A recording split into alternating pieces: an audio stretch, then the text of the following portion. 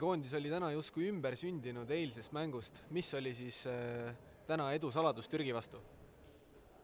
Ma arvan, et meil oli väga hea algus, mängu algus oli väga hea, praktiliselt ilma vigadeta suutsime mängu alustada, et kõik elemendid töötasid suurepäraselt, tänu sellele panime Türgi suure surve alla ja türklased hakkasid eksima ja nad ei suutnudki ennast kuni mängu lõpuni kosuda, võib-olla kolmandas skeemis natuke midagi üritasid, aga ise olime lihtsalt väga head täna.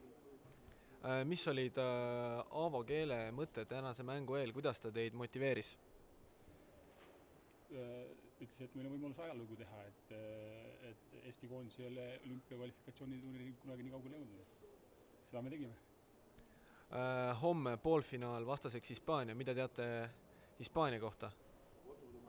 Need kaks mängu, mis nad on siin mänginud, neid on episoodiliselt näinud, et tean seda, et seal on toimunud praktiliselt täielik põlvkondade vahetus, et on suhteliselt noor meeskond, aga ikkagi päris korralikul tasemel, aga meil on väga head võimalused nende vastu, et kui me alustame samamoodi nagu täna, et suudame suhteliselt hästi kõik oma elemente teha ja seejuures vigu minimaalsena hoida, siis meil on väga head võimalused nende vastu.